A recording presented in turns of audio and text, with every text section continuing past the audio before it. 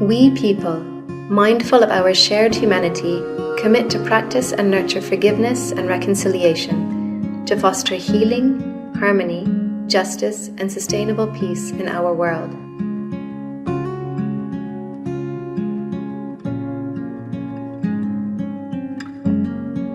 The Peace Charter for Forgiveness and Reconciliation was conceived as a tool to transform memories and deep-seated responses to legacies of injustice, conflict, and war. A collaborative team of international peacemakers, scholars, and faith practitioners formed the editorial team. They completed the Peace Charter text, which has subsequently been discussed, blessed, and endorsed around the world.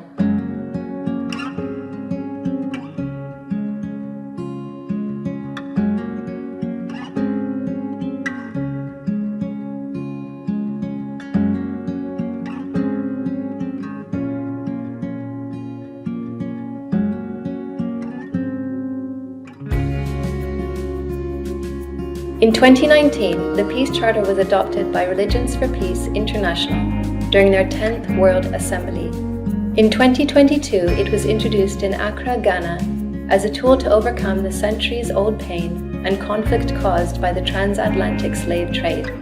In 2022, it was also launched at the House of Lords in London, UK, emphasizing the importance of forgiveness and reconciliation within political and personal peace-building initiatives. The Peace Charter will continue to travel the world as part of our collective efforts to seek justice, harmony, and sustainable peace.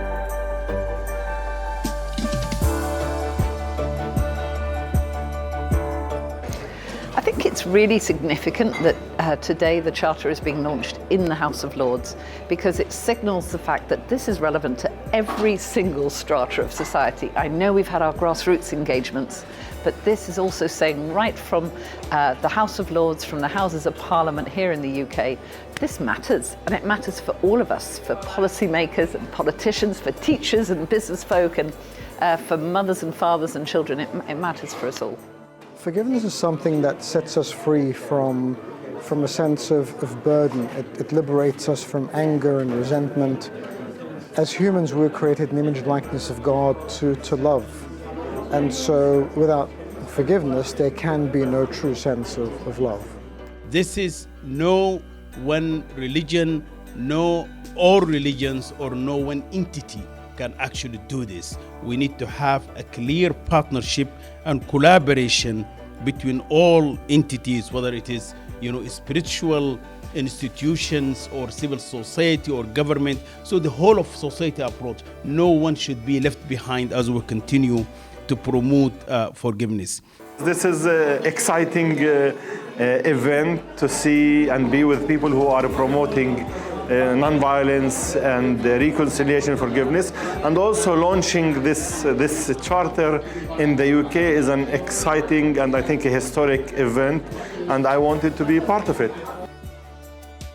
I've discovered that forgiveness is absolutely critical to our relationships as human beings. I would say our relationship with God, to encounter God's forgiveness, is transformative. To find ways to experience forgiveness within families. We have all sorts of difficulties within families, inevitably. Human beings sometimes fall out, but there are ways back through a long road of forgiveness. It is these ancient paths of right living, right being, right doing, and right acting that we must return to if these dry bones of violence and war are to be renewed and transformed into a life-giving process. I pay tribute to all of those who played a really important part in creating this charter for peace through forgiveness and reconciliation. Right now we are actually unveiling the Peace Charter for Forgiveness and Reconciliation here in the Houses of Lords.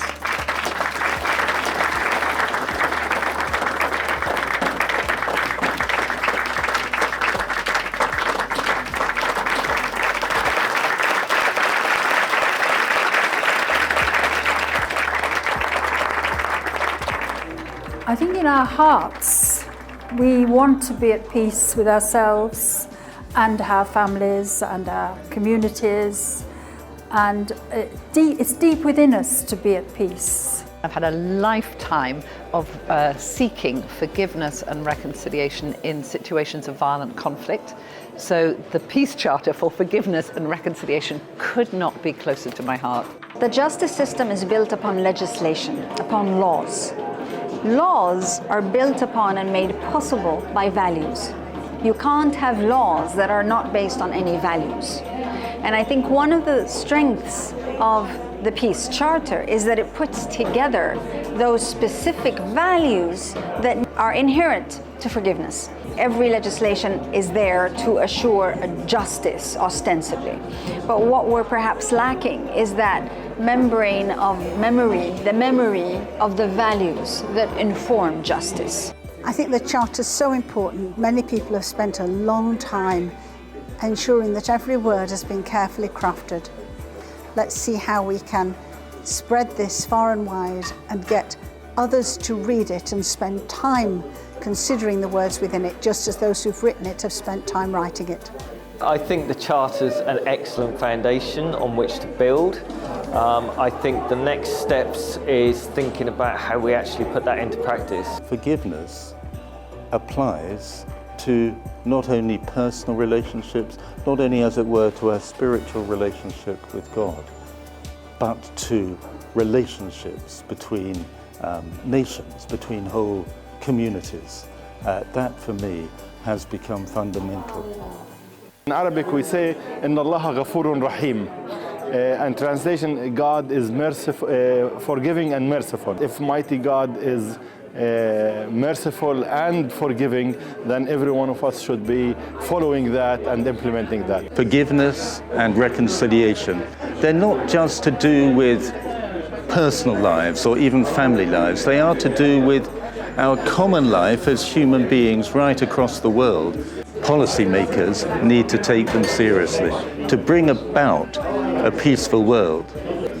Our scriptures state, Manatu Jot Sarup hai apna mool pachan, meaning that human beings are divinely endowed with reasoning, power and choice, which we must use wisely.